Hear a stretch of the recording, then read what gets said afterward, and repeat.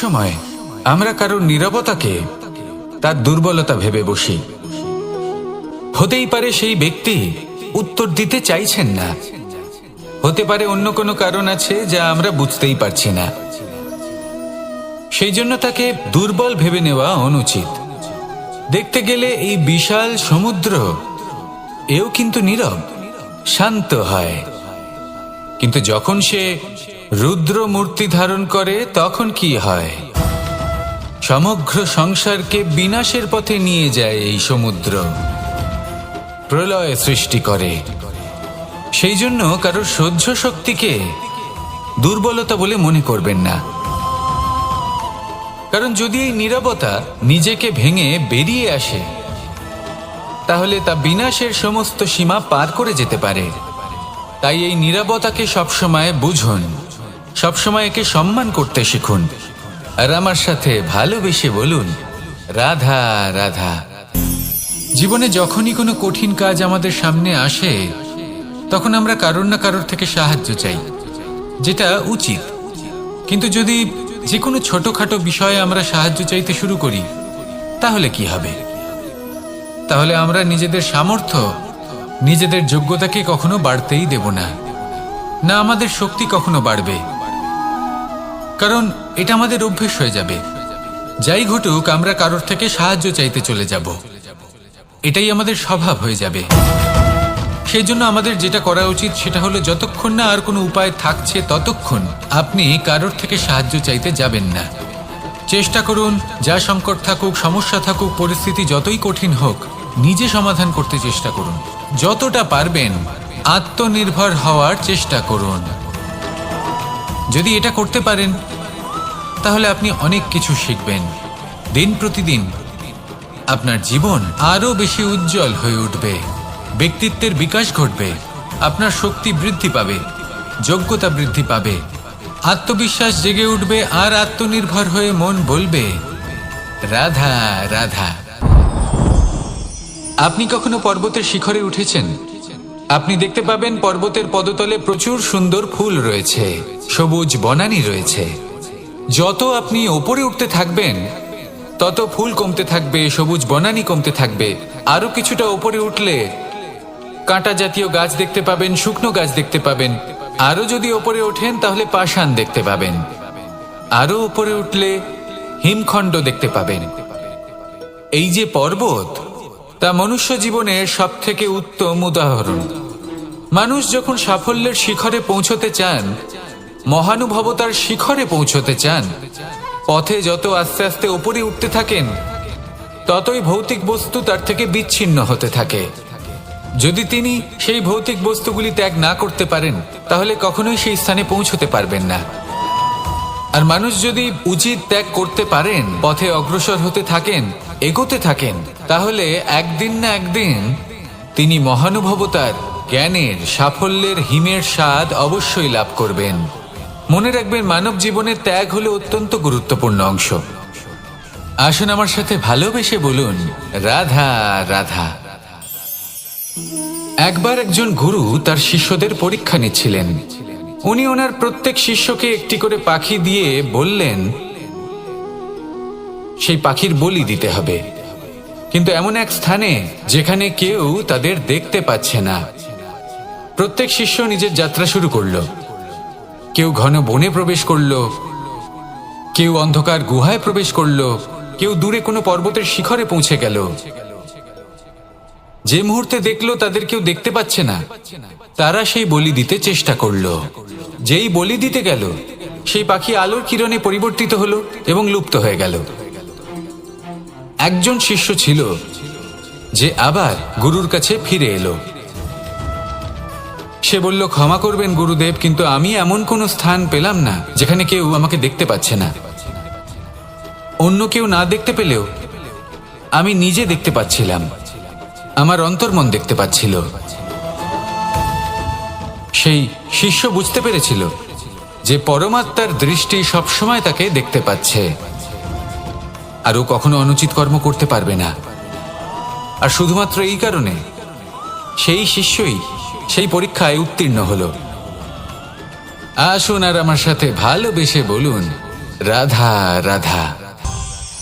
রাত্রে আমরা সুখ নিদ্রা লাভ করি, আমরা স্বপ্ন দেখি, ভবিষ্যতের পরিকল্পনা করি, খুব ভালো লাগে। সকালে যখন চোখ খুলি নিদ্রা ভঙ্গ হয়, স্বপ্ন সেইখানেই ভেঙে যায়, আর তারপর আমরা আমাদের রোজকার জীবন যাপন করি। স্বপ্ন হয়তো মানুষ রাতের বেলায় দেখেন, কিন্তু সেটাকে সার্থক দিনের বেলাতেই করতে হয়। রাতে মধুর বাতাসের নিচে কোমল শয্যায় শুয়ে মাতার গলায় মিষ্টি গান শুনতে শুনতে নিদ্রায় আচ্ছন্ন হওয়া, স্বপ্ন দেখা, ভবিষ্যতের পরিকল্পনা করা বড়ই সরল। কিন্তু সকালবেলায় সময় মতো উঠে সূর্যের তাপ সহ্য করে, সেই উষ্ণতা সহ্য করে সর্বাঙ্গ ঘেমে গিয়ে নিজের পথ খুঁজে বের করা, সেই পথে অগ্রসর হওয়া, বাধা বিপত্তি এসবের সম্মুখীন হওয়া, আর তারপর লক্ষ্য লাভ করা, এগুলো কঠিন কাজ। এ হলো অত্যন্ত কঠিন কাজ। যদি আপনি চান যে স্বপ্ন আপনি দেখেছেন তা সত্যি হোক, তাহলে দিনের বেলায় আপনাকে বেরিয়ে কর্ম করতেই হবে, পরিশ্রম করতেই হবে। মনের এই চক্ষু দিয়ে স্বপ্ন দেখা সম্ভব, কিন্তু যদি আপনি বুঝতে পারেন যে এই স্বপ্নই হলো আপনার লক্ষ্য, তাহলে তাকে সার্থক করতে শুধুমাত্র পরিশ্রম দ্বারাই করতে হবে। তাহলে পরিশ্রম করুন আর আমার সাথে ভালোবেসে বলুন রাধা রাধা। যত শক্তিশালী এই মন, তত শক্তিশালী এই শরীরও। এই যে আমাদের শরীর, এটা আসলে কি? এ হলো একটা রথের মতো, আর একটা রথ ততক্ষণ চলতে পারবে না যতক্ষণ না তাকে কোনো সারথি চালাবে। এই মন হলো শরীরের সারথি। এবার ভাবুন, যদি এই সারথি শক্তিহীন হয়, দুর্বল হয়, তাহলে এই রথের কি হবে?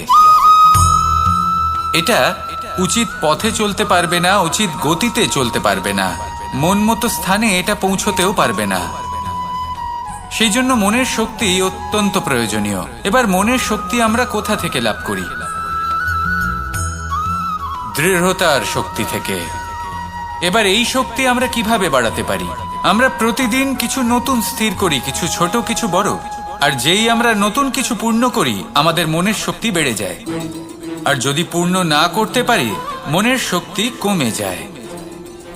একটা দেওয়ালের মতো ছোট ছোট ছোট ছোট শিলা আমরা একটার পর একটা স্থাপন করে একটা দেওয়াল তৈরি করি।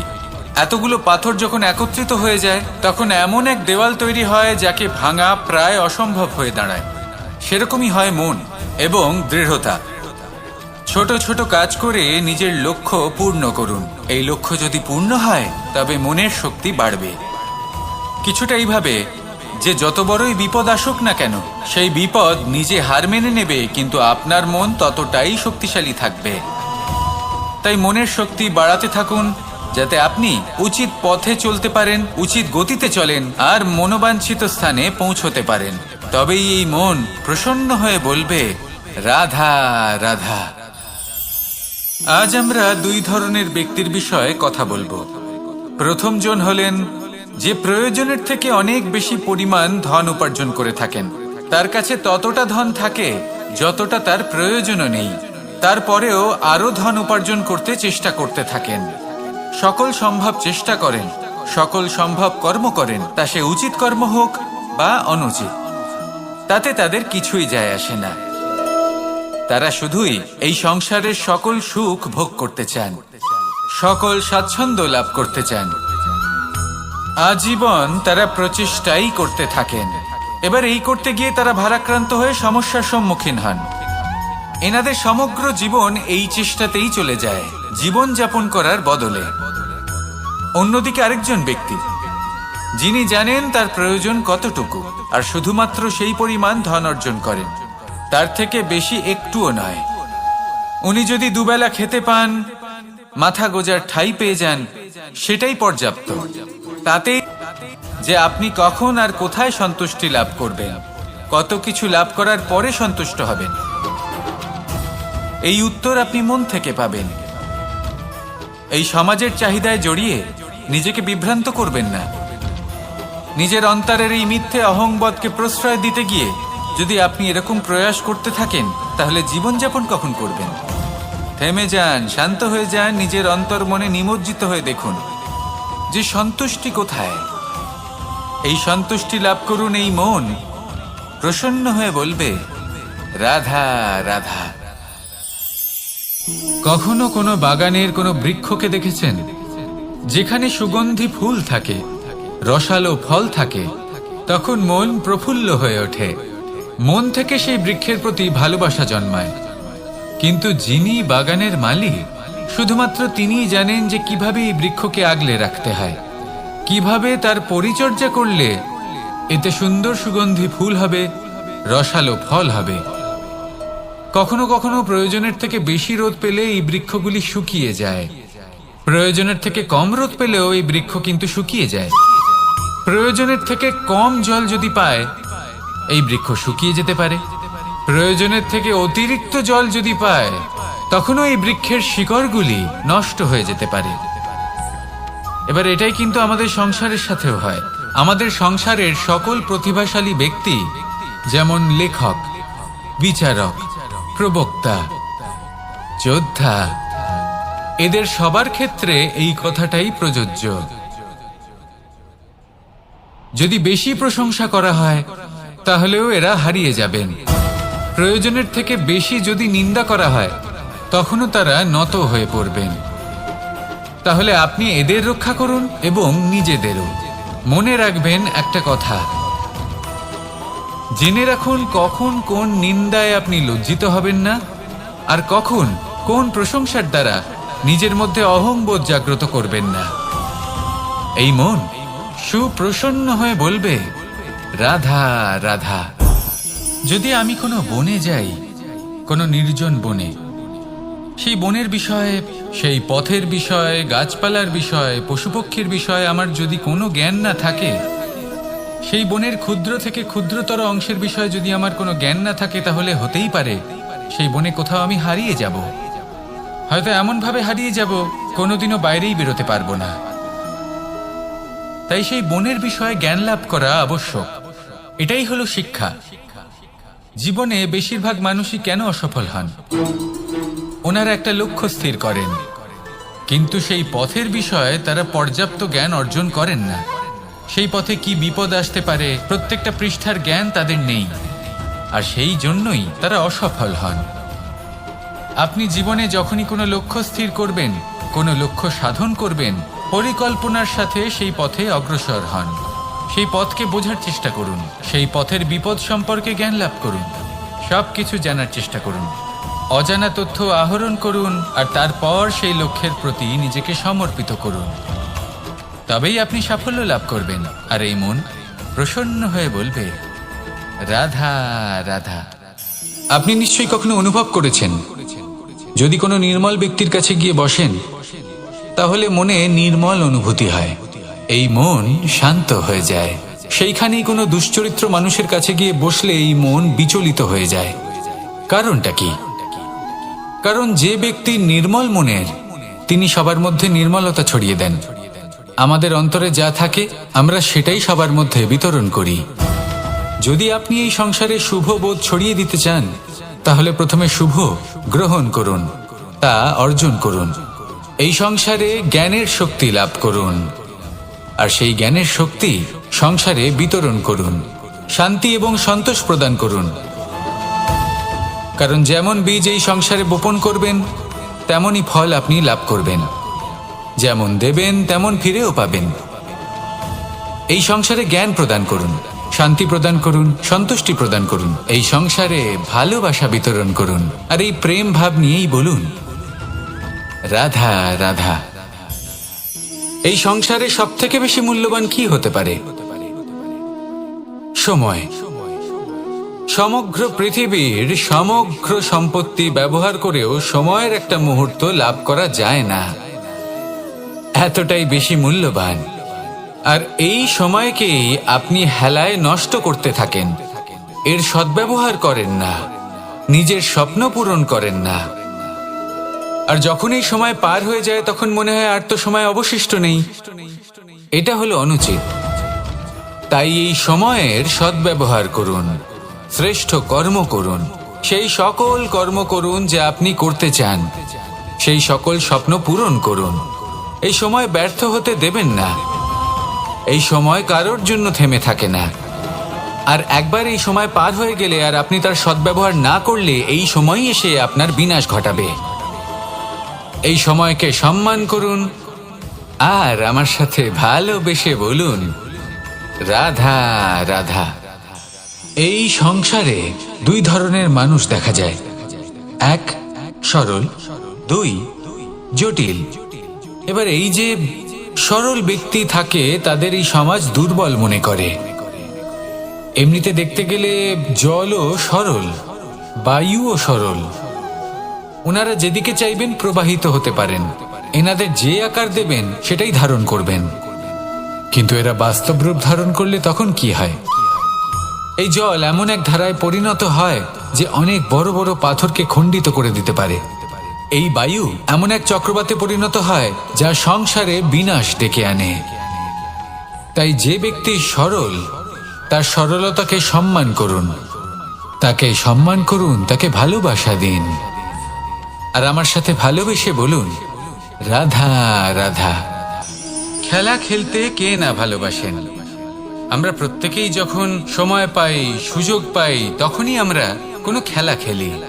খেলার সময় দুই ধরনের মানুষ ওখানে থাকেন, এক যারা অংশগ্রহণ করেন, আর দুই যারা দেখতে থাকেন, যারা দর্শক হয়ে দেখেন, যারা নিজের পক্ষের বিজয়ের ফলে উচ্ছ্বসিত হয়ে থাকেন, পরাজয়ের ফলে শোক পালন করেন, পরামর্শ দিয়ে থাকেন। আর বিজয়ী কে হন? বিজয়ী তিনি হন যিনি অংশগ্রহণ করেন। নির্বাচন আপনাকে করতে হবে, আপনি কি করতে চান? আপনি কি খেলোয়াড় হতে চান নাকি আপনি দর্শক হতে চান? যদি আপনি বিজয়ের আনন্দ লাভ করতে চান, সেই রোমাঞ্চ অনুভব করতে চান, তাহলে খেলতে হবে। ময়দানে আপনাকে নামতেই হবে। পরাজয়ের সম্ভাবনার ভয়ের সাথে আপনাকে লড়াই করতেই হবে।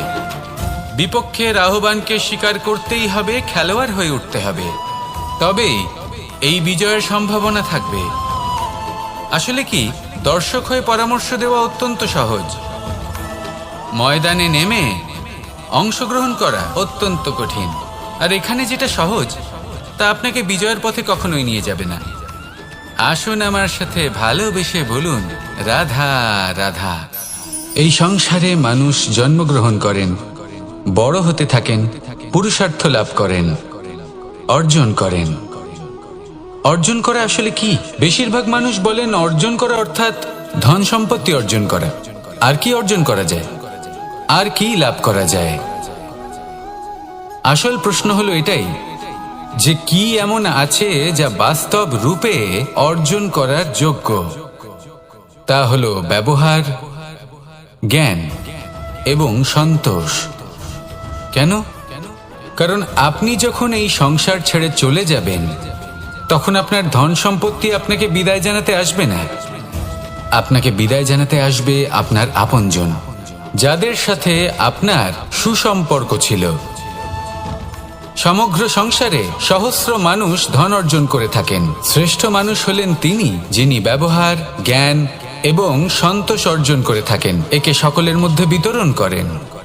তাই এটাই করুন আর আমার সাথে ভালোবেসে বলুন, রাধা রাধা। এই সংসারের আরম্ভ থেকে এখনো পর্যন্ত এবং ভবিষ্যতেও একটা যুদ্ধ আছে যা হয়ে চলেছে, চলতেই থাকবে। পাপ এবং পুণ্যের মধ্যে যুদ্ধ, সত্য এবং অসত্যের মধ্যে যুদ্ধ। এই যুদ্ধ চলেই আসছে। আর এই যুদ্ধে যারা লড়েন তাদের আমরা সবসময় জয় জয়কার করি। আর যারা এই জয় জয়কার করেন তাদের প্রত্যেকের একটা বিশেষ গুরুত্ব থাকে। যখনই কোনো যোদ্ধা যুদ্ধক্ষেত্রে ক্লান্ত হয়ে পড়ে, শক্তিহীন হয়ে পড়ে, তখন এরা জয় জয়কার করে, শঙ্খ বাজাতে থাকে। সেই যোদ্ধাকে অনুপ্রেরিত করে, শক্তি এবং সাহসে ভরিয়ে তোলে। আর তখন সেই যোদ্ধা সেই যুদ্ধকে এগিয়ে নিয়ে যেতে পারে। যখন শ্রীরাম লঙ্কা যাত্রা করার জন্য সেতু তৈরি করছিলেন, তখন একটা ছোট্ট মিষ্টি কাঠবিড়ালি নিজের মুখে মাটির টুকরো বয়ে নিয়ে গিয়ে তার সাধ্যমতো তাকে সাহায্য করছিল। শ্রীরাম দেখলেন এবং বললেন যে ও তো সবার মনোবল বৃদ্ধি করছে, সবাইকে প্রেরিত করছে। ও ও বলল যে আমি এত ছোট হয়েও যদি এই কাজ করতে পারি তাহলে আপনারা সবাই কেন পারবেন না। এটাই হলো সেই সকলের মাহাত্ম্য যারা জয় জয়কার করেন, অনুপ্রেরিত করেন, সাহস যোগান। ওনারা সেই ব্যক্তি যারা একজন যোদ্ধার মধ্যে যুদ্ধকে জয় করার শক্তি প্রদান করেন। আসুন আমার সাথে ভালোবেসে বলুন, রাধা রাধা। সংসারে আমাদের জীবনে যখন কোনো সুখ বা দুঃখ আসে, তার জন্য আমরা কাউকে না কাউকে অবশ্যই দায়ী করে থাকি, তাই না? এই ব্যক্তি আমাদের সাথে এরকম কাজ করেছেন, তাই আমার সাথে এমন হলো। ওই ব্যক্তি যদি এমনটা না করতেন তাহলে আজ আমি ওই স্থানে পৌঁছতে পারতাম। সবই আপনার দৃষ্টিভঙ্গির ওপর নির্ভরশীল, আর যদি আপনার দৃষ্টিভঙ্গি এমন হয় তাহলে তা অনুচিত। সত্যি কথা বলতে এই সংসারে ভিন্ন ভিন্ন ধরনের মানুষ আছে। এটা আপনার উপর নির্ভর করছে কিভাবে তাদের স্বাগত জানাবেন। একবার ভাবুন, আমি আমার দুটো হাত সামনে নিয়ে এলাম, দুটো মুঠো খুলে দিলাম। দুই প্রকারের মানুষ আসবেন, কিছু না কিছু দিয়ে যাবেন। এই মুঠো যদি আমি বন্ধ করে দিই তাহলে না কেউ আমাকে কিছু দিতে পারবে, না আমার কিছু যাবে আসবে। নিশ্চয়ই বুঝতে পারছেন এই দুই ধরনের ব্যক্তি কারা এবং তারা কি দিয়ে যান। আমি যদি নিজের মুঠো খুলে দিই তাহলে কিছু ভালো মানুষ আসবেন, আমাকে আনন্দ, সন্তুষ্টি, জ্ঞান প্রদান করে যাবেন, ভালো অভিজ্ঞতা দিয়ে যাবেন। কোনো খারাপ ব্যক্তি যদি আসেন তাহলে তিনিও খারাপ অভিজ্ঞতা দেবেন, যার থেকে আমি শিক্ষা লাভ করব। এই সব কিছু আমি লাভ করতে পারি। মুঠো যদি বন্ধ করে রাখি তাহলে আমি কিছুই পাবো না। দেখুন, এই সংসারে প্রত্যেকের জীবনে এরকম, প্রত্যেকের জীবনে সবকিছুই আছে, ভালো খারাপ দুই মানুষই আছে, ভালো অভিজ্ঞতা আছে, খারাপ অভিজ্ঞতা আছে। নির্ভর করছে আপনার উপর যে আপনি কি করবেন, এনাদের স্বাগত কিভাবে জানাবেন, কার থেকে কি বুঝবেন, কি শিখতে পারবেন, আর কোন দৃষ্টিভঙ্গি নিয়ে অগ্রসর হবেন। এটাই নির্ধারণ করবে যে আপনার জীবন কেমন হবে। আসুন আমার সাথে ভালোবেসে বলুন, রাধা রাধা।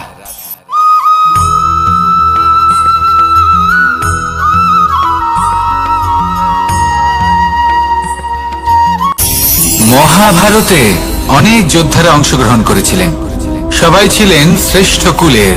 কেউ কেউ ছিলেন বড় বড় রাজ্যের রাজা, কেউ কেউ ছিলেন দেবতার পুত্র। এনারা সবাই অংশ নিয়েছিলেন। এনারা সবাই শ্রেষ্ঠ কুলের, প্রত্যেকে ভালো পরিবেশ পেয়েছেন। কিন্তু সেখানেই অন্যদিকে ছিল বারবারিক, অসুরপুত্র বারবারিক। এবং এই অসুরপুত্র বারবারিকই এই সময় দাঁড়িয়ে ভগবান রূপে স্থাপিত হয়ে আছেন, পুজো করা হয় তাকে। কারণটা কি? নির্বাচন। বারবারিক একটি দ্বন্দ্বের মধ্যে ছিলেন। ঠিক যেমন প্রত্যেক যোদ্ধার জীবনে দ্বন্দ্ব এসে থাকে, তখন সে কি নির্বাচন করবে সেটা হলো অত্যন্ত গুরুত্বপূর্ণ।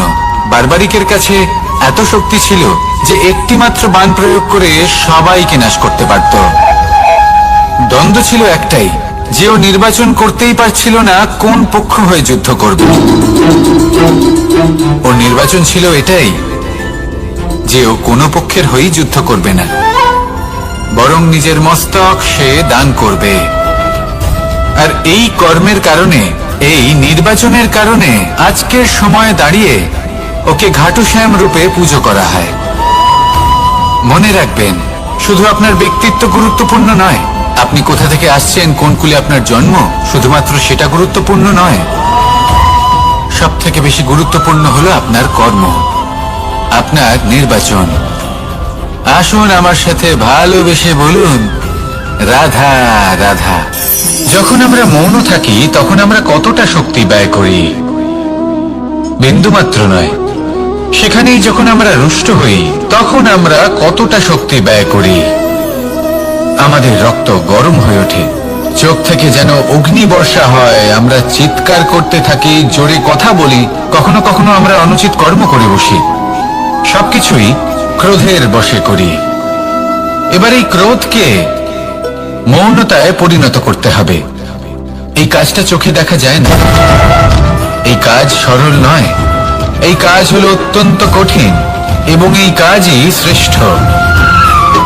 সেই ব্যক্তি শক্তিশালী নন যিনি কথায় কথায় ক্রুদ্ধ হয়ে যান, কথায় কথায় যিনি আক্রমণ করেন, আজ্ঞে না, সব থেকে বেশি শক্তিশালী ব্যক্তি হলেন তিনি, যিনি নিজের ক্রোধকে মৌনতায় পরিবর্তন করতে পারেন, যিনি শান্ত মনে পরিস্থিতিকে বোঝেন, তার আকলন করেন আর তারপর বিবেকের দ্বারা সিদ্ধান্ত নেন। তিনি হলেন সব থেকে শক্তিশালী ব্যক্তি। তাহলে সেই ব্যক্তি হয়ে উঠুন আর আমার সাথে ভালোবেসে বলুন, রাধা রাধা। জীবনে যখন আমরা কোনো পরিস্থিতির সম্মুখীন হই, তখন আমাদের সামনে দুটো পথ থাকে। তাদের মধ্যে কোনো একটা নির্বাচন আমাদের করে নিতে হবে, এই মনে করে নিতে হবে। নির্বাচন এই সংসারের সব থেকে গুরুত্বপূর্ণ বিষয়। একটা নির্বাচন আপনার বর্তমান বদলে দিতে পারে, আপনার ভবিষ্যৎ বদলাতে পারে, আগামী প্রজন্মের জন্য ইতিহাস রচনা করতে পারে। একটা নির্বাচন। এবার দেখুন, যে পরিস্থিতি আপনার সামনে আছে, আপনাকে সেই পরিস্থিতির সম্মুখীন হতেই হবে, সেই কষ্ট সহ্য করতেই হবে, সেই মতোই কাজ করতে হবে। শুধু এই বিষয়টা নির্বাচন করতে হবে যে এই পরিস্থিতির সম্মুখীন হওয়ার সময় আমি কি দুর্বল হয়ে থাকব নাকি আমি শক্তিশালী হয়ে থাকব। এই নির্বাচন এই মনের মধ্যে করতে হবে। আর এই নির্বাচন হলো সব থেকে বেশি গুরুত্বপূর্ণ নির্বাচন। যদি নিজের মনকে শক্তিশালী করে তুলে সেই পরিস্থিতির সম্মুখীন হন, তাহলে কিছুই আপনাকে বাধা দিতে পারবে না। পূর্ণ নিষ্ঠার সাথে, সাহসের সাথে এই মনকে শক্তিশালী করে তুলুন, তাহলে কোনো সংকট আপনাকে না বাধা দিতে পারবে না ভাঙতে পারবে।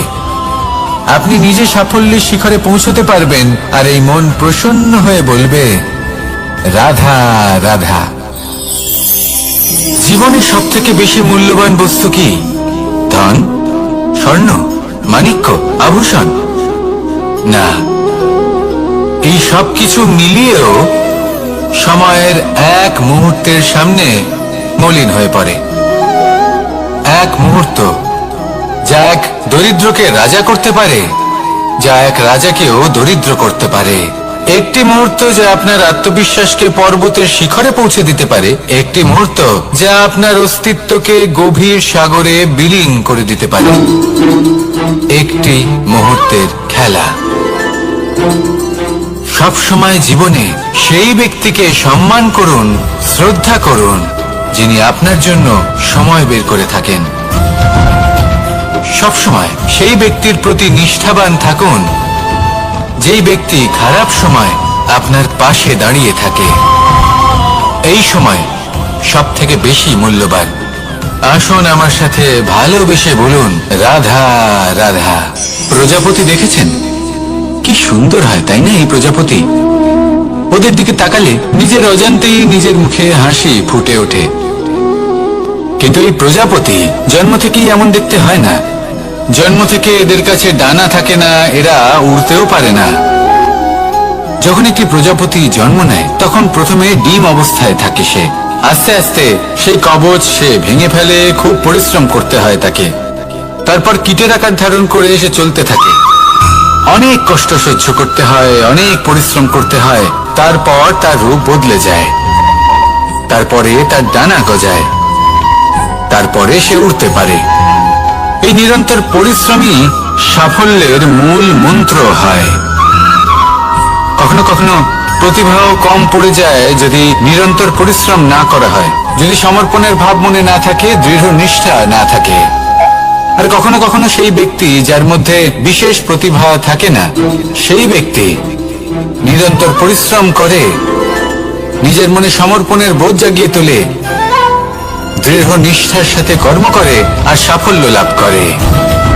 সেই জন্য আপনি জীবনে যেখানেই পৌঁছে যান না কেন, নিরন্তর পরিশ্রম করতে থাকুন। তবেই আপনার ভবিষ্যৎ রঙিন প্রজাপতির মতন গগনচুম্বী হবে। তবেই এই সংসার আপনাকে দেখবে এবং নিজের অজান্তেই এই সংসার নিজের মুখে হাসি ফুটিয়ে তুলবে এবং এই সংসার আমার সাথে ভালোবেসে বলবে, রাধা রাধা। পুরাণে আমরা দেখেছি যে মাতা পিতা কতটা মহান হতে পারেন। কিভাবে শ্রী গণেশ নিজের মাতা পিতাকে পরিক্রমণ করলেন এবং পরম পূজনীয় হয়ে উঠলেন। কিভাবে ভক্ত শ্রবণ নিজের অন্ধ মাতা পিতাকে তীর্থযাত্রায় নিয়ে যাবেন বলে নিজের কাঁধে ওনাদের বসালেন এবং বয়ে নিয়ে গেলেন।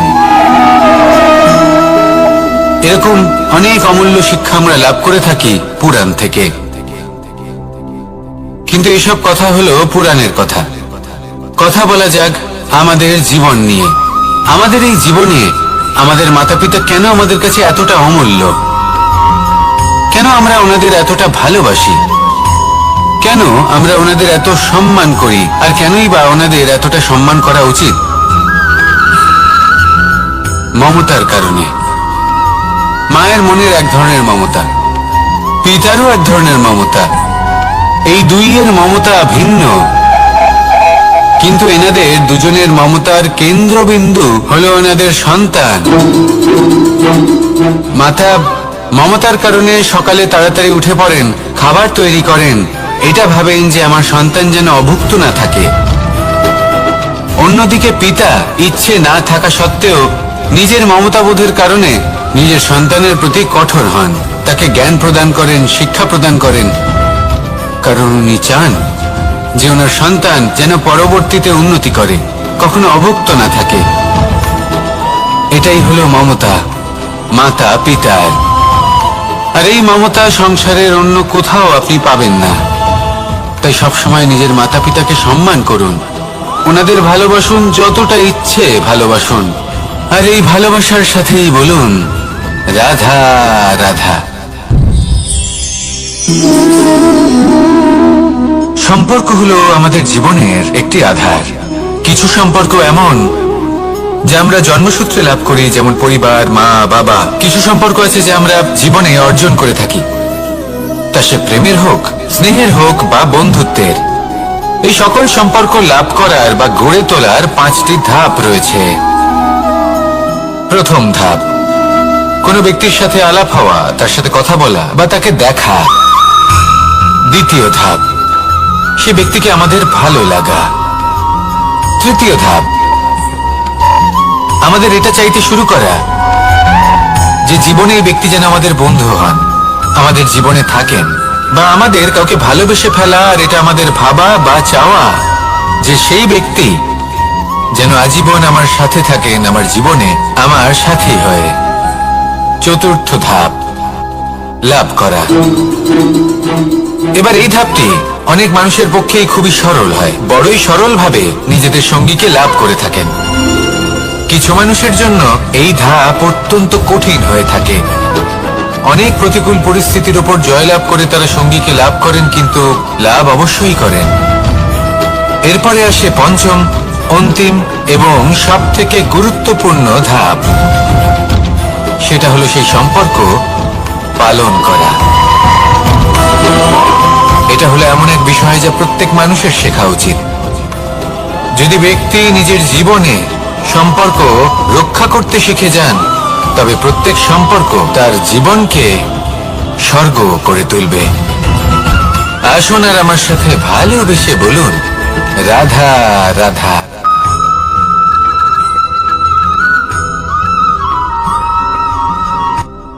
রাত্রে আমরা সুখ নিদ্রা লাভ করি, আমরা স্বপ্ন দেখি, ভবিষ্যতের পরিকল্পনা করি, খুব ভালো লাগে। সকালে যখন চোখ খুলি, নিদ্রা ভঙ্গ হয়, স্বপ্ন সেইখানেই ভেঙে যায়। আর তারপর আমরা আমাদের রোজকার জীবন যাপন করি। স্বপ্ন হয়তো মানুষ রাতের বেলায় দেখেন, কিন্তু সেটাকে সার্থক দিনের বেলাতেই করতে হয়। রাতে মধুর বাতাসের নিচে কোমল শয্যায় শুয়ে মাতার গলায় মিষ্টি গান শুনতে শুনতে নিদ্রায় আচ্ছন্ন হওয়া, স্বপ্ন দেখা, ভবিষ্যতের পরিকল্পনা করা বড়ই সরল। কিন্তু সকালবেলায় সময় মতো উঠে সূর্যের তাপ সহ্য করে, সেই উষ্ণতা সহ্য করে সর্বাঙ্গ ঘেমে গিয়ে নিজের পথ খুঁজে বের করা, সেই পথে অগ্রসর হওয়া, বাধা বিপত্তি এসবের সম্মুখীন হওয়া, আর তারপর লক্ষ্য লাভ করা, এগুলো কঠিন কাজ। এ হলো অত্যন্ত কঠিন কাজ। যদি আপনি চান যে স্বপ্ন আপনি দেখেছেন তা সত্যি হোক, তাহলে দিনের বেলায় আপনাকে বেরিয়ে কর্ম করতেই হবে, পরিশ্রম করতেই হবে। মনের এই চক্ষু দিয়ে স্বপ্ন দেখা সম্ভব, কিন্তু যদি আপনি বুঝতে পারেন যে এই স্বপ্নই হলো আপনার লক্ষ্য, তাহলে তাকে সার্থক করতে শুধুমাত্র পরিশ্রম দ্বারাই করতে হবে। তাহলে পরিশ্রম করুন আর আমার সাথে ভালোবেসে বলুন, রাধা রাধা। মানুষের জীবনে 3টি গুণ অত্যন্ত প্রয়োজনীয়: শ্রদ্ধা, বিনম্রতা, যোগ্যতা। যদি জ্ঞান লাভ করতে চান তাহলে শ্রদ্ধার প্রয়োজন, যদি মান লাভ করতে চান তাহলে স্বভাবে বিনম্র হওয়া প্রয়োজন, আর যদি মনোবাঞ্ছিত স্থান লাভ করতে চান তাহলে যোগ্যতার প্রয়োজন। বিষয়টা সহজ। শ্রদ্ধা আপনাকে জ্ঞান দেবে, নম্রতা আপনাকে মান, আর যোগ্যতা উচিত স্থান দেবে। কিন্তু যদি আপনি এই 3টি গুণ সম্মিলিত করেন তাহলে এমন কিছু লাভ করবেন যা এই সব কিছুর থেকে অনেক ঊর্ধ্বে। সম্মান। আর এ হলো সেই সম্মান যা প্রত্যেক মানুষের নিজের জীবনে লাভ করতে চেষ্টা করা উচিত, কারণ এই হলো সেই সম্মান যার কারণে আপনি চলে যাওয়ার পরেও এই সংসার আপনাকে ভালোবাসবে আর মনে রাখবে। আসুন আমার সাথে ভালোবেসে বলুন, রাধা রাধা। আকাঙ্ক্ষা কখন লোভে পরিণত হয়ে যায় তা কেউ বলতে পারে না। এবার তার পরিণাম কি হতে পারে তাও আমরা কেউ জানি না। আজ আমি আপনাকে বলছি, কোনো ব্যক্তি সব থেকে বেশি ক্ষতির সম্মুখীন তখনই হয় যখন সে এটা মনে করে যে সে সব থেকে বেশি সুরক্ষিত স্থানে রয়েছে। সে ভাবে যে সে সেখানে সুরক্ষিত রয়েছে। সে তখন অসাবধান হয়ে পড়ে, আর তখনই তাকে জীবনের সব থেকে বড় ক্ষতির সম্মুখীন হতে হয়। নিঃস্ব হয়ে যাওয়ার পরিস্থিতি কোনো মানুষের জীবনে তখনই আসে যখন তার কাছে প্রচুর সম্পত্তি থাকে এবং সে তার থেকে অনেক বেশি সম্পত্তি অর্জন করতে চায়। সেই অনেক বেশি সম্পত্তি অর্জন করার চেষ্টায় সে এমন কিছু করে বসে যার ফলে তাকে সমস্ত সম্পত্তি হারাতে হতে পারে। একজন রচনাকার নিজেই নিজের প্রতিভা একদম শেষ করে দিতে পারে যখন সে অনেকগুলো কাজ নিজের কাঁধে নিয়ে নেয়। একটা গুরুত্বপূর্ণ কথা সবসময় মনে রাখবেন, আজ আপনি যেখানেই থাকুন না কেন, যেমনই যে কোনো স্থানেই থাকুন না কেন, এর পেছনে আপনার আকাঙ্ক্ষার একটা বিশাল ভূমিকা রয়েছে। কিন্তু মনে রাখবেন, আপনাকে শিখতে হবে যে কখন আর কিভাবে নিজের উচ্চাকাঙ্ক্ষাগুলিকে লাগাম পরাতে হবে, কারণ এটা অত্যন্ত আবশ্যক। তাই আসুন আর আমার সাথে ভালোবেসে বলুন, রাধা রাধা। অনেক সময় আমরা জীবনে অনেক মানুষকে এমন বলতে শুনে থাকি যে আমি অসফল হয়েছি কারণ আমার সময় ভালো যাচ্ছিল না। আমি এই জিনিসটা লাভ করতে চাইছিলাম কিন্তু করতে পারলাম না কারণ আমার সময়টা ভালো যাচ্ছিল না। আমি আমার জীবনে ওই মহান কাজটা করতে চাইছিলাম কিন্তু করতে পারলাম না। কেন? কারণ আমার সময়টা ভালো যাচ্ছিল না। কিন্তু যে মুহূর্তে ভালো সময় আমার জীবনে আসবে আমি সব কিছু প্রাপ্ত করব। এমন প্রায় প্রত্যেকেই বলেন। আসুন একটা কথা বোঝা যাক। একজন মালিকে দেখুন, সে প্রত্যেক দিন গাছের সেবা করে, তাকে জল দেয়, তার যত্ন আত্তি করে। কেন? প্রত্যেক দিন সেই গাছ ফল দেয় না। সঠিক সময় এলে তবেই সেই গাছ ফল দেয়, কিন্তু প্রত্যেক দিন মালি তার সেবা করে, তাকে যত্ন করে। শুধুমাত্র তখন করে না যখন সেই গাছ ফল দিতে সক্ষম। আর যদি মালি গাছের যত্ন প্রতিদিন না করে তাহলে হয়তো সেই গাছ ফল দিতেই পারবে না। এটাই হলো আমাদের জন্য একটা শিক্ষা। যখন সময় আমাদের জন্য অপেক্ষা করে না তখন আপনি সময়ের জন্য কেন অপেক্ষা করছেন? ভালো সময়ের জন্য অপেক্ষা করবেন না। ভালো এবং শুভ কর্ম দ্বারা ভালো সময়কে নিজের কাছে টেনে আনুন। নিরন্তর কর্ম করুন, পরিশ্রম করতে থাকুন। শুভ সময় আপনা থেকেই আপনার কাছে আসবে। আসুন আমার সাথে ভালোবেসে বলুন, রাধা রাধা। মানুষের এই সংসারে জীবনযাপন করার জন্য কিছু জিনিসের প্রয়োজন পড়ে। এমন কিছু আবেগ, এমন কিছু বস্তু আছে যেগুলো তার প্রয়োজন হয়। কিন্তু সব থেকে বেশি যে জিনিসটা তার প্রয়োজন হয় সেটা হলো সম্মানের। আমাদের ভালো লাগে যখন কেউ আমাদের সম্মান করে। আমরা কাউকে সম্মান করলে তারও সেটা ভালো লাগে। কিন্তু আপনি দেখবেন যে সংসারে বেশিরভাগ মানুষ দুটি মাপদণ্ডের ভিত্তিতে সম্মান করেন, হয় বয়স দেখে করেন বা উপার্জন দেখে, অর্থাৎ সেই ব্যক্তি কতটা উপার্জন করেন। এবার ভেবে দেখুন, এটা আবশ্যক নয় কারোর বয়স যদি বেশি হয় তার বুদ্ধিও ততটাই বেশি হবে। আবশ্যক এটাও নয় যে কোনো ব্যক্তি যদি অত্যন্ত ধনী হন বা তার মনও নির্মল হবে বা তিনি সৎকর্ম করবেন বা এমন কোনো কর্ম করবেন যাতে উনি সম্মান লাভ করতে পারেন। হতে পারে উনি ধনী কিন্তু দুশ্চরিত্র। সেই জন্য বয়স বা উপার্জন দেখে কোনো ব্যক্তিকে সম্মান করবেন না, কর্ম দেখুন। যদি গভীরভাবে ভেবে দেখেন তাহলে দেখবেন যদি কোনো মানুষ কোনো সৎকর্ম করেন তাহলে তার প্রতি হৃদয় থেকে সম্মান জাগ্রত হয়। এটাই হলো সেই সম্মান যা অর্জন করতে হবে। বয়স আজ আছে, কাল আরো বৃদ্ধি পাবে। উপার্জন আজ আছে, কাল সেটা কমে যেতেও পারে। কিন্তু যদি আপনি নিরন্তর শুভকর্ম করতে থাকেন তাহলে আপনি মৃত্যুর পরেও অমর হয়ে থাকবেন। আসুন আমার সাথে ভালোবেসে বলুন, রাধা রাধা। পাপ এবং পুণ্য, এই দুই হলো সংসারের এমন দুই বিন্দু যাকে কেন্দ্র করে এই সংসারের চক্র ঘুরতে থাকে। আমরা যদি কোনো কর্ম বিচার করি হয় পুণ্য নয় পাপের দৃষ্টিভঙ্গি দিয়ে, এটা হয় পুণ্য না হলে পাপ। কিন্তু এই পাপ এবং পুণ্য এই দুই নির্ভর করে প্রত্যেক মানুষের ওপর, তার চিন্তাধারা, তার পরিস্থিতির ওপর।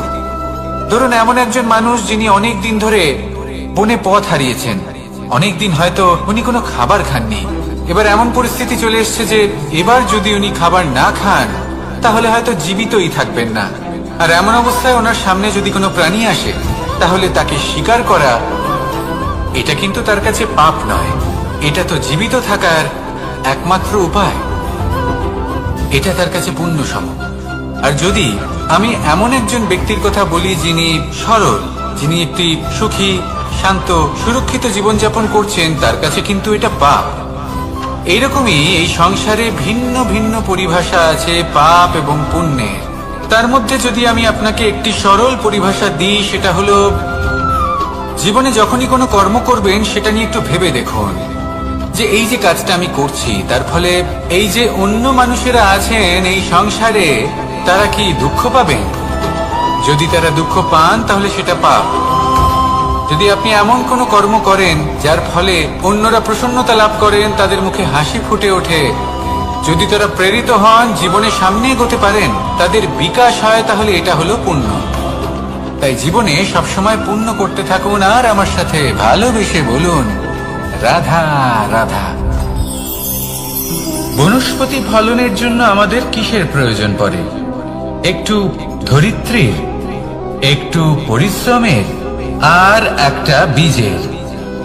এবার যদি মানুষের কথা বলি তাহলে এখানে ধরিত্রী হলো মানুষের এই জীবন, যেখানে মানুষ নিজের ইচ্ছের ফল ফুল ফলন করতে চায়। পরিশ্রম হলো আমাদের কর্ম, আর বীজ হলো আমাদের নির্বাচন। আমাদের বেছে নিতে হবে যে আমরা কি বপন করব, আম নাকি ফণি মনসা। এর মধ্যে আমরা কি পেতে চাই? রসালো ফলের ফলন চাই নাকি কাঁটার ফলন চাই, তা আমাদের উপর নির্ভরশীল। কিন্তু একটা কথা ঠিক, লক্ষ্য যেমনই হোক না কেন, জীবন যেমনই হোক না কেন, যদি আপনি লক্ষ্যের দিকে এগোতে থাকেন তাহলে কর্মের সাথে খামখেয়ালি আচরণ করতে পারবেন না। যদি আপনি এমন করেন তাহলে এটা আপনাকে একটা অনুচিত লক্ষ্যে পৌঁছে দেবে, সেটা কিন্তু নিশ্চিত। সবসময় এটা মনে রাখবেন, কর্মের সাথে খামখেয়ালি হবেন অর্থাৎ কর্মফলও আপনার সাথে খামখেয়ালি হবে। তাহলে নিষ্ঠার সাথে কর্ম করতে থাকুন আর নিজের লক্ষ্যকে প্রাপ্ত করুন। আর আমার সাথে ভালোবেসে বলুন, রাধা রাধা। অগ্নি, চতুর্থ তত্ত্ব, সব থেকে বেশি গুরুত্বপূর্ণ কিন্তু তার থেকেও বেশি ভয়াবহ। কখনো অগ্নিকে নিয়ন্ত্রিত রূপে উনুনে জ্বলতে দেখেছেন? এই অগ্নি আমাদের খাবার বানাতে সাহায্য করে, যা আমাদের শক্তি প্রদান করে।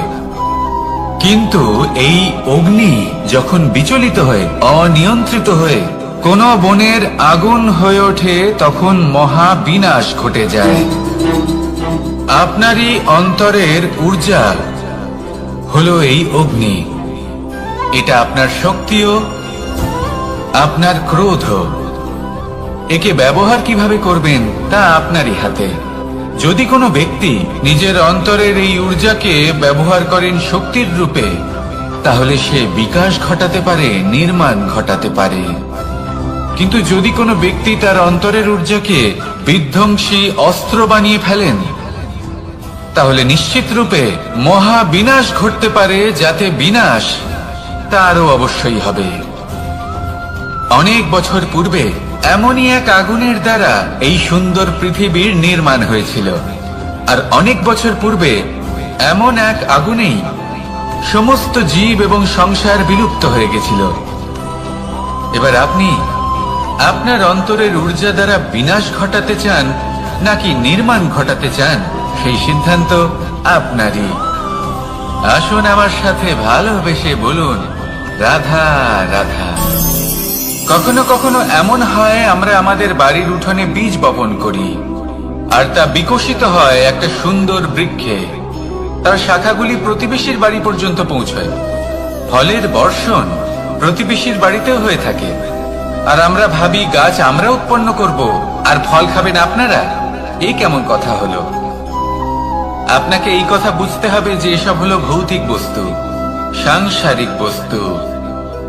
কখনো নিজের বাড়ির বাগানে ভালোবাসার গাছ বপন করে দেখুন। তার শাখাও প্রতিবেশীর বাড়ি পর্যন্ত পৌঁছবে, ফলের বর্ষণ সেখানেও হবে। কিন্তু সেই ফল চাইতে আপনাকে যেতে হবে না, সেই ফল দ্বিগুণ মাত্রায় আবার আপনার কাছেই ফিরে আসবে। তাই নিজের বাড়িতে আর নিজের মনে ভালোবাসার গাছ উৎপন্ন করুন। এই জীবন প্রসন্ন হয়ে বলবে, রাধা রাধা। অ দিয়ে অন্ত, আ দিয়ে আরম্ভ, এই দুইয়েরই রাশি সমান। যদি আপনি মন দিয়ে দেখেন তবে দেখবেন এদের সম্পর্ক খুবই নিবিড়। কিভাবে? যখন কোনো কিছু শুরু হয়, এটা নিশ্চিত হয়ে যায় যে তা সমাপ্তও হবে। আরম্ভই যদি না হয়, তা সমাপ্তও হবে না। যা আরম্ভ হয়েছে তার সমাপ্তি হলো অবশ্যম্ভাবী। এটাই হলো প্রকৃতির নিয়ম, একে এড়ানো যায় না। এবার এই কথা আমরা সকলে জানি। এবার মানুষ কি ভাবে যে সমাপ্তির পরে কি হতে পারে, এর উত্তর তাদের কাছে নেই। তাদের উচিত অন্য কোনো বিষয় ভাবা যা বেশি গুরুত্বপূর্ণ। এবার মানুষ এটা জানে না যে মৃত্যুর পরে কি হতে পারে, কিন্তু এই কথা অবশ্যই জানে যে জন্ম থেকে মৃত্যু পর্যন্ত এই সময়, যাকে আমরা জীবন বলে থাকি, এই সময় আমরা কর্ম করতে পারি। এই কথা তো আমরা জানি।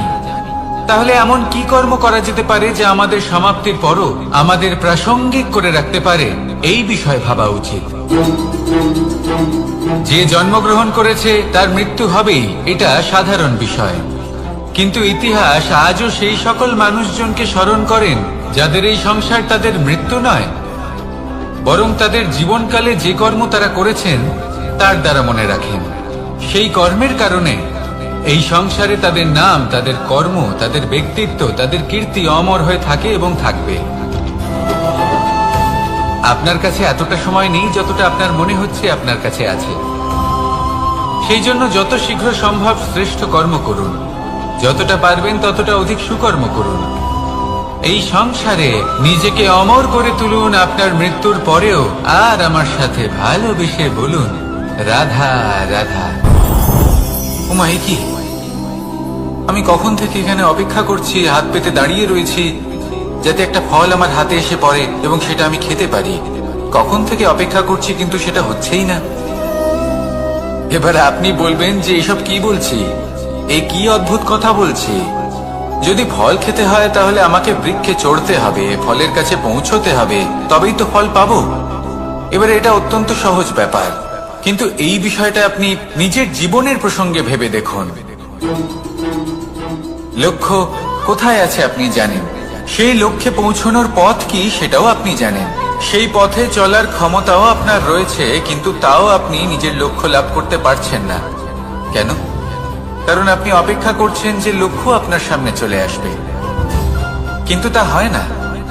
লক্ষ্য সে যাই হোক না কেন, ধন হোক, প্রেম হোক, কোনো সম্মান হোক বা মোক্ষ হোক, যদি আপনি তার দিকে অগ্রসর না হন তাহলে ফল প্রাপ্তি অসম্ভব ব্যাপার, তা কোনোদিনই হবে না।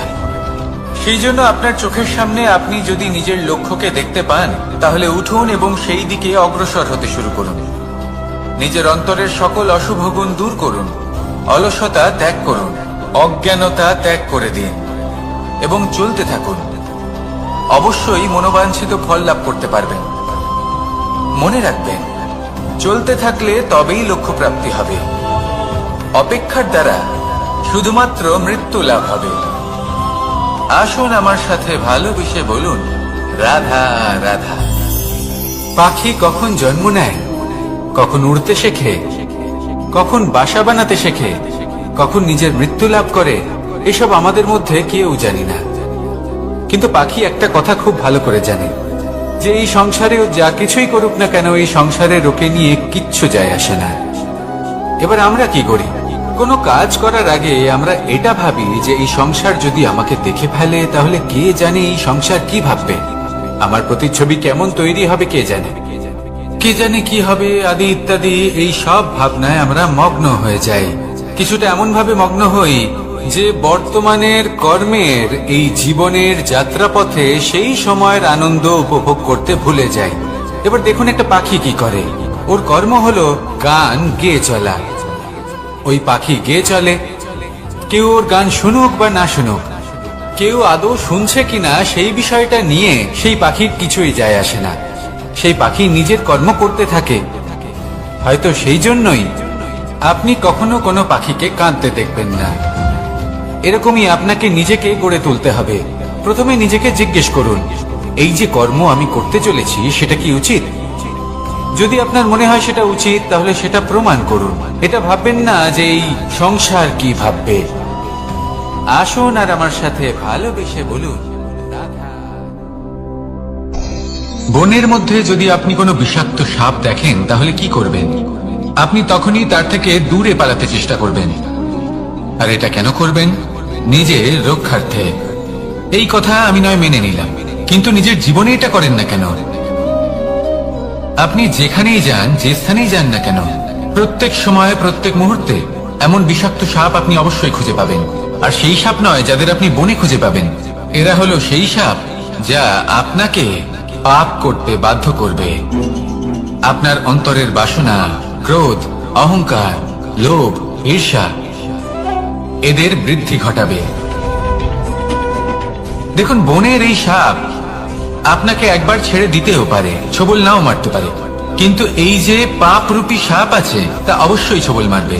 কর্ম যদি করেন তাহলে অবশ্যই ফল পাবেন। সেই জন্য যখনই কোথাও যাবেন, যদি এমন কাউকে দেখেন, যদি এমন কিছু দেখেন যে আপনাকে পাপ করতে বাধ্য করছে, তাহলে সেই মুহূর্তে সেখান থেকে পালিয়ে যান। যেমন বনের সাপ দেখে আপনি পালাতে থাকেন। সৎকর্মের রক্ষা অত্যন্ত আবশ্যক। আসুন আর আমার সাথে ভালোবেসে বলুন, রাধা রাধা। যদি কোনো সিংহ বানরের মতো গাছে চড়তে চেষ্টা করে তাহলে কি হবে? একটা মাছ যদি মাটিতে হাঁটতে চেষ্টা করে তাহলে কি হবে? তারা বিফলই হবে। কিন্তু এরকম কেন হয়? তার কারণ হলো প্রকৃতির রচনা কিছুটা এরকম। এখানে প্রত্যেকটি ব্যক্তিকে, প্রত্যেকটি প্রাণীকে আলাদা আলাদা গুণের অধিকারী করা হয়েছে এবং সকলকে একটা সীমাও প্রদান করা হয়েছে। এবার এই যে বৃক্ষ, পশু, পাখি, এদের মধ্যে সেই ক্ষমতাই নেই যে এরা নিজেদের যাচাই করতে পারবে, নিজেদের সীমাগুলো বুঝতে পারবে, নিজেদের সদ্গুণগুলো চিনতে পারবে। এরা সেটা করতে পারবে না। কিন্তু মানুষ তো আলাদা। মানুষের কাছে সেই বিশেষ শক্তি আছে যে তারা পূর্ণরূপে নিজেদের যাচাই করতে পারবে, নিজেকে পূর্ণরূপে বুঝতে পারবে, নিজের দোষ, নিজের অপগুণ, নিজের সদ্গুণ, নিজেদের সীমাগুলো তারা বুঝতে পারবে। আর এটা অত্যন্ত গুরুত্বপূর্ণ। কথায় আছে যে যদি সাফল্য লাভ করতে হয় তাহলে নিজেকে যাচাই করে নিতে হবে। তাই নিজেকে যাচাই করুন, নিজের সাথে পরিচিত হয়ে যান এবং জীবনে কর্ম করতে থাকুন। সাফল্যের শিখরে অবশ্যই পৌঁছে যাবেন। আর ওখানে যদি যান তাহলে এই মন প্রসন্ন হয়ে অবশ্যই বলবে রাধা রাধা। অন্ধকারাচ্ছন্ন রাত্রি যদি এসে থাকে তাহলে আলোকিত প্রকাশ নিয়ে সূর্যও অবশ্যই আসে। রোগ যদি এসে থাকে তাহলে তার ওষুধও অবশ্যই আসে। সমস্যা যদি আসে তাহলে সেই সমস্যার সমাধানও নিজে থেকেই আমাদের কাছে চলেই আসে। এই সংসার, এই জীবনের শুধুমাত্র একটাই নিয়ম আছে, আর তা হলো এটাই, এই সংসার হলো একটা চক্রের মতো। এতে শাশ্বত বলে কিছু নেই, নিত্য বলে কিছু নেই। আর যা কিছুই রয়েছে সব বদলাতে চলেছে। যদি আপনার জীবনে দুঃখ থাকে, সমস্যা থাকে, যদি আপনি বিপদ দ্বারা আচ্ছন্ন, তাহলে মনে রাখবেন সবকিছু বদলে যেতে চলেছে। দুঃখের সময় কাঁদবেন না, মনকে আরো দুঃখী করে তুলবেন না, কারণ এখানে যা কিছুই এসেছে তা যাওয়ার জন্যই এসেছে। তাহলে এত চিন্তা কিসের? আনন্দ সহকারে জীবন যাপন করুন, আর আমার সাথে ভালোবেসে বলুন রাধা রাধা। রাত্রিবেলায় যখন আলোকিত জোনাকিদের দেখেন তখন মন প্রসন্ন হয়ে ওঠে। এদের দেখতে খুবই সুন্দর লাগে। আর এমন ঠিক কেন হয়? প্রথম হলো এটাই যে রাতের বেলায় চতুর্দিক অন্ধকারাচ্ছন্ন থাকে। এমত অবস্থায় যদি আমরা কোথাও একটু প্রকাশ দেখি তাহলে সেটাই আশার কিরণের ন্যায় মনে হয়। সেই প্রকাশই আমাদের মন প্রসন্ন করে তোলে। আর সেই জন্য যে সকল মানুষ রাতের বেলায় কোনো জোনাকি দেখতে পান তারা প্রসন্ন হয়ে যান। এবার কখনো কখনো জীবনে আমাদের মনে হয় যে চতুর্দিকে শুধুমাত্র অন্ধকারই হয়ে আছে। প্রত্যেকেরই তা কখনো মনে হয়। আর তখনই আমাদের নিরাশ হলে চলবে না, আমাদের দুঃখী হলে চলবে না। সেই সময় আমাদের খুঁজতে হবে নিজেদের আশেপাশে, চতুর্দিকে, আর কোথাও না কোথাও আমরা প্রকাশ অবশ্যই দেখতে পাবো। আশার একটা কিরণ অবশ্যই দেখতে পাবো। কেউ এমন একটা কর্ম করেন যেটা দেখে আমরা প্রেরিত হয়ে যাই। আর এমন কোন কর্ম যদি আপনারা করেন তাহলে সেই কর্ম আপনার মনকে প্রসন্ন ভাব, আনন্দ এবং ভালোবাসা দ্বারা ভরিয়ে তুলবে। আপনার অন্তরে সেই অন্ধকারের অন্ত করবে, দুঃখেরও অন্ত করবে। আর এই মন প্রসন্ন ভাব নিয়ে বলবে রাধা রাধা। মনুষ্য জীবনের সব থেকে বেশি গুরুত্বপূর্ণ বিষয় হল মনের একাগ্রতা। এই সংসারের যে কটি মহান কার্য সম্পাদন হয়েছে তা হলো মনের এই একাগ্রতার একমাত্র ফল। আপনি অবশ্যই দেখে থাকবেন অনেক ছোট বড় নদী যা বয়ে চলে তাদের সামনে একটা বাঁধ নির্মাণ করা হয় সেই সব নদীর জল সঞ্চয় করতে। বাঁধ হয়ে গেলে প্রয়োজন মতো বা মনের ইচ্ছে মতো তাকে ব্যবহার করা সম্ভব। এবার এটাই আমাদের মনের সাথেও সম্ভব। আমাদের মনের একাগ্রতা আজকের দিনে দাঁড়িয়ে বিভিন্ন ধরনের বিকার, ক্রীড়া এবং ভোগের মধ্যে ভাগ হয়ে গেছে। একে একত্রিত করতে হবে, একটা বাঁধ নির্মাণ করতে হবে, কর্মের বাঁধ। আপনাকে শুধু এটাই করতে হবে, যেটা উচিত কর্ম সেটাই করুন, যেটা অনুচিত কর্ম সেটা করা থেকে নিজেকে বিরত রাখুন। ব্যাস, এই কাজটাই আপনি করতে থাকুন, করতে থাকুন। মনের মধ্যে একাগ্রতার বাঁধ নির্মাণ করুন। আর একবার যদি তা নির্মাণ হয়ে যায় তাহলে যখন চাইবেন, যেখানে চাইবেন, যতটা চাইবেন একাগ্রতা প্রয়োগ করতে পারবেন। আর একবার যদি আপনি এটা শিখে যান তাহলে এই সংসারকে বদলে ফেলার মতো কাজ আপনি করতে পারবেন, সমাজকে শুধরাবার মতো কাজ করতে পারবেন। তাহলে এই মনকে একাগ্র করুন আর আমার সাথে ভালোবেসে বলুন রাধা রাধা।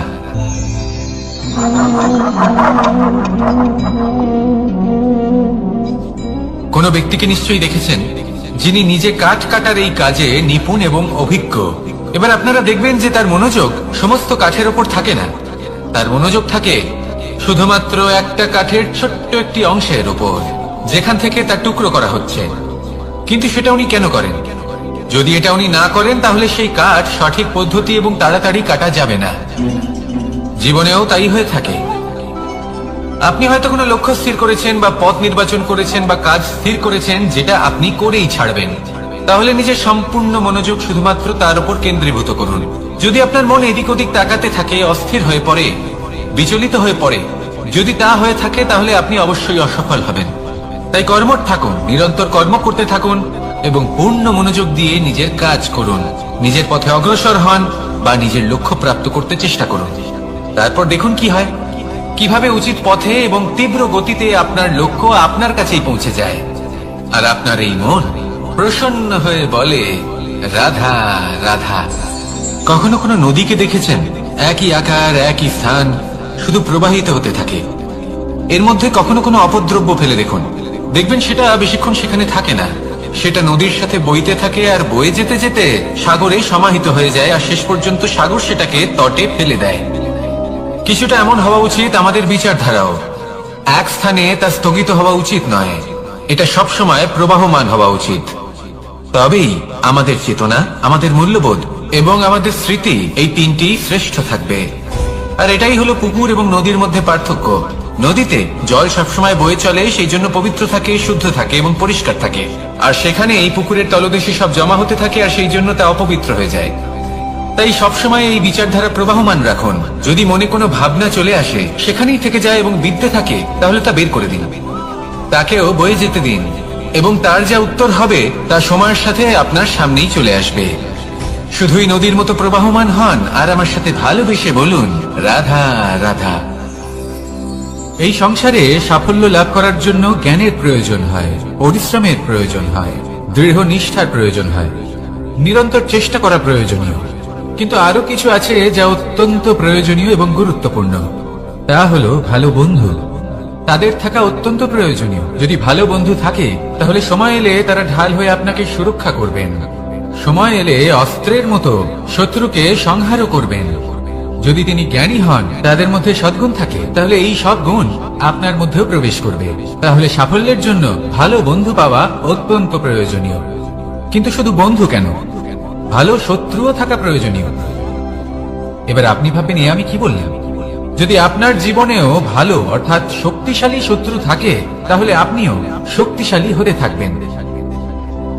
এই শত্রু আপনাকে প্রেরিত করবে আরো বেশি শক্তিশালী হয়ে ওঠার। কখনো কোনো হরিণকে দেখুন, তীব্র গতিতে দৌড়তে থাকে। কেন তীব্র গতিতে দৌড়য়? এই কারণে নয় যে কোথাও তার জন্য মধুর ঘাস অপেক্ষা করে রয়েছে, না।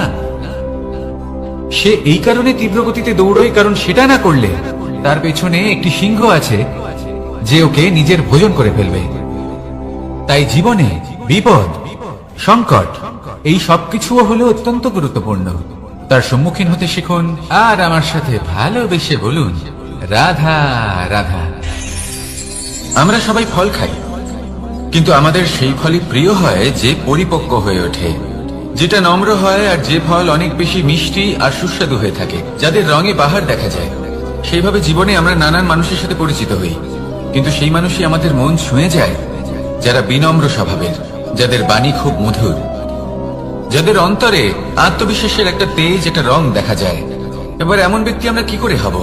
ঠিক সেইভাবেই যেমন একটা ফল রোদ, বর্ষা, শীত, বায়ু, এই সকল সংকটময় পরিস্থিতির সম্মুখীন হয়ে পরিপক্ক হয়ে ওঠে, সেইভাবেই মানুষ সংকটময় পরিস্থিতির সম্মুখীন হয়ে পরিপক্ক হয়ে ওঠেন। যদি এই সংকটের সম্মুখীন হন তাহলে অভিজ্ঞ হবেন, আর এই অভিজ্ঞতাই শিক্ষা দিয়ে যাবে। এই অভিজ্ঞতা আমাদের শিখিয়ে দেয় যে আমাদের বিনম্র থাকতে হবে। অহংকার করে কোনো লাভ নেই। মধুর বাণীর যে কি মূল্য তা আমরা শিখতে পারি। এই অভিজ্ঞতাই আমাদের বুঝিয়ে দেয় যে উচিত অনুচিত কোনটা, আমাদের দৃষ্টিভঙ্গি তৈরি করে, আর এই দৃষ্টিভঙ্গি দ্বারা আত্মবিশ্বাস জাগ্রত হয়। সেই জন্য জীবনে কখনো বিপদ থেকে দূরে পালাবেন না, সেগুলোর সম্মুখীন হন, অভিজ্ঞতা লাভ করুন, তার থেকে শিক্ষা লাভ করুন, এইভাবেই পরিপক্ক হবেন।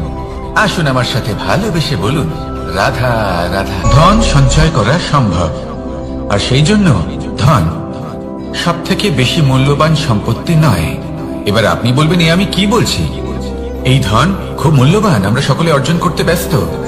সেটা এই কারণে, কারণ আপনারা জানেন না এই সংসারের সব থেকে বেশি মূল্যবান সম্পত্তি কি। এ হলো সেই সম্পত্তি যা কখনো সঞ্চয় করা সম্ভব নয়।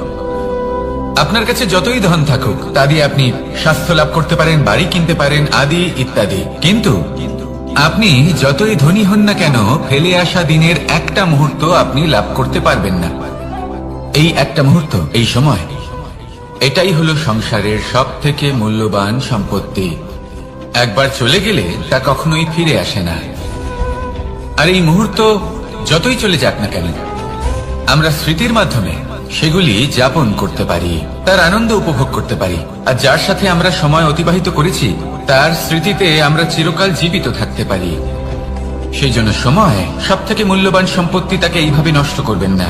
প্রত্যেকটা মুহূর্ত উপভোগ করুন, আনন্দ করুন, আর ভালোবেসে বলুন, রাধা রাধা। কনক, কি সুন্দর একটা শব্দ।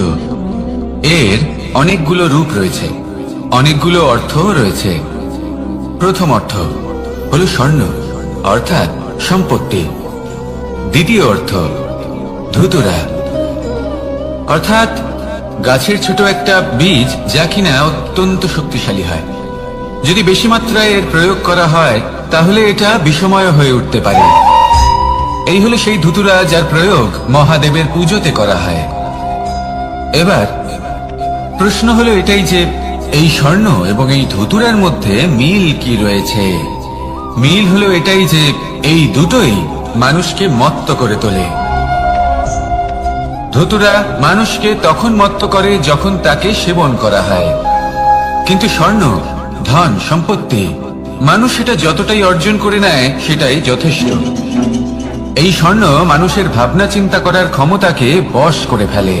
মানুষ সম্পত্তির লোভে মত্ত হয়ে ওঠে, কারণ যে যত চমৎকারী, যতটা অমূল্য হয় তাকে সামলানো কিন্তু ততটাই কঠিন, তাই না? তাই মনে রাখবেন, ধন, স্বর্ণ, সম্পত্তি এগুলো ধুতুরার থেকেও অনেক বেশি বিষাক্ত হতে পারে। তাই এর উপর আত্মসংযমের একটা কবচ পরিয়ে রাখবেন এবং বিবেকের শক্তির সাথে এগুলো প্রয়োগ করুন, তবেই কল্যাণ হবে। আসুন আমার সাথে ভালোবেসে বলুন, রাধা রাধা। আমার কাছে যশোদা মা যেমন, আমার কাছে দেবকী মা যেমন, আমার কাছে ঠিক তেমনই হলেন গোমাতা। এবার ভেবে দেখার বিষয় হলো এটা যে এই সংসারে অসংখ্য প্রাণী আছে, একজন গাইকে একজন মায়ের মর্যাদা কেন দেওয়া হয়? তাহলে এর অনেকগুলো কারণ আছে। এই গাই অর্থাৎ গোমাতা, এনারা হলেন অত্যন্ত শান্ত, শান্তি প্রিয়, কখনো কারোর কোনো ক্ষতি করতেই পারেন না। গোমাতা যে দুধ নিজের বাছুরকে পান করান সেই দুধই আমাদেরও দেন। সেই দুধ পান করে আমরা শক্তি লাভ করি। এই দুধ থেকে আমরা মাখন, ঘি, পায়েস এইসব সুস্বাদু খাবার লাভ করি। গোমাতার গোবর আমাদের জ্বালানি হিসেবে সাহায্য করে, যার ফলে খুব কম সংখ্যক কাঠ ব্যবহার করা যায় এবং বেশিরভাগ জঙ্গল সুরক্ষিত থাকে। গোমাতার গোমূত্র সেটাও আমাদের কাছে লাভজনক। এর দ্বারা আমরা অনেক রোগ থেকে মুক্তি লাভ করতে পারি। গোমাতা যখন একটি বাছুরকে জন্ম দেন তখন সেই বড় হয়ে আমাদের ক্ষেত কর্ষণ করে। সেই জন্য গাইকেও জীবনে মায়ের মর্যাদা দেবেন। যতটা সম্ভব তাকে সেবা করুন এবং ভালোবেসে তাকে পালন করুন। এই মন নিজে থেকেই প্রসন্ন হয়ে বলবে, রাধা রাধা। মধু কারই না পছন্দ বলুন তো? অত্যন্ত সুস্বাদু হয় এই মধু, মিষ্টি খেতে হয় এবং তা শক্তিও প্রদান করে। এবং প্রত্যেকটি মিষ্টি পদার্থের মতোই এতেও খুব তাড়াতাড়ি পিঁপড়ে ধরে যায়। অন্যদিকে যদি নুনকে দেখি তাহলে বছরের পর বছর রাখলেও এতে পিঁপড়ে ধরে না। এবার যদি কথা বলি বন্ধুত্বের, তাহলে বন্ধুত্ব নুনের মতো হওয়া উচিত, মধুর মতো নয়। যারা সামনে এলে শুধুমাত্র মধুর মধুর কথা বলবে, পরে এতে পিঁপড়ে ধরে যাবে, এটা নুনের মতো হওয়া উচিত। প্রকৃত বন্ধু হলো সে যে সময় এলে পরে আপনার সামনে আপনার প্রকৃত সত্য তুলে ধরবে, তা সে যতই কঠিন হোক না কেন। আপনার দোষ, আপনার অপগুণ, আপনার খামতি আপনাকে বলতে পারবে, যাতে আপনি সেগুলো শুনে মেনে নিয়ে তারপর নিজেকে শুধরোতে পারেন। এটাই হলো প্রকৃত বন্ধুত্ব। কখনো নিজের জীবনের আশেপাশে মন দিয়ে দেখবেন, অনেক সময় এমন মানুষ থাকেন, অনেক বন্ধু থাকেন, যাদের দেখে আমাদের মনে হয় যে এনারা খুব কঠোর, এনাদের কথা খুব কটু। কিন্তু বেশিরভাগ এমন মানুষের মনটা যদি বুঝতে পারেন তাহলে দেখবেন তাতে কোনো মালিন্য নেই, এনাদের মন অত্যন্ত পবিত্র হয়। যদি আপনার জীবনেও এমন কোনো ব্যক্তি থেকে থাকে, এমন বন্ধু থাকে, তাহলে তাদের আগলে রাখুন আর আমার সাথে ভালোবেসে বলুন, রাধা রাধা। যতক্ষণ আমরা এই সংসারে জীবিত ততক্ষণ আমাদের সাথে সবকিছু থাকে, আমাদের ধন, সুখ স্বাচ্ছন্দ্য, আমাদের মিত্রগণ, আমাদের পরিবার, এই সমাজ, এই সবকিছু আমাদের সাথে থাকে। যেদিন আমরা এই সংসারকে ত্যাগ করব, এদের মধ্যে কেউ আমাদের সাথে যাবে না, না ধন, না স্বাচ্ছন্দ্য, না সম্পত্তি। এই সকল মানুষ, এই সমাজ, এরা শুধুমাত্রই শ্মশান পর্যন্ত আমাদের সাথে থাকতে পারবেন। তারপরে যদি আমাদের সাথে কিছু যেতে পারে তাহলে তা শুধুই আমাদের ধর্ম। আর এই সংসারে আমরা নিজেদের যে সুনাম রেখে যাই সেটা সম্ভব শুধুমাত্র কর্মের দ্বারা। সেই জন্য সংসারে যতদিন পর্যন্ত জীবিত আছেন, যদি কিছু অর্জন করতে চান তাহলে ধর্ম অর্জন করুন, ধর্মের বিষয়ে স্পষ্টতা অর্জন করুন এবং কর্ম অর্জন করুন। এটাই হবে আপনার অতীত এবং এটাই হবে আপনার ভবিষ্যৎ, এবং এটাই সকলকে প্রেরণা প্রদান করবে। আসুন আমার সাথে ভালোবেসে বলুন, রাধা রাধা। এই পরিবার হলো আমাদের জীবনের একটা অমূল্য সম্পদ, অমূল্য এক আশ্রয়, যা এই সংসারে হয়তো কোথাও আপনি পাবেন না। তাই একে আগলে রাখুন। পরিবার সেই গাছ। আসুন আমার সাথে ভালোবেসে বলুন, তার সেই গাছ। আসুন আমার সাথে ভালোবেসে বলুন, রাধা রাধা। অনেক সময় আমরা জীবনে অনেক মানুষকে এমন বলতে শুনে থাকি যে আমি অসফল হয়েছি কারণ আমার সময় ভালো যাচ্ছিল না। আমি এই জিনিসটা লাভ করতে চাইছিলাম কিন্তু করতে পারলাম না কারণ আমার সময়টা ভালো যাচ্ছিল না। আমি আমার জীবনে ওই মহান কাজটা করতে চাইছিলাম কিন্তু করতে পারলাম না। কেন? কারণ আমার সময়টা ভালো যাচ্ছিল না। কিন্তু যে মুহূর্তে ভালো সময় আমার জীবনে আসবে, আমি সব কিছু প্রাপ্ত করব। এমন প্রায় প্রত্যেকেই বলে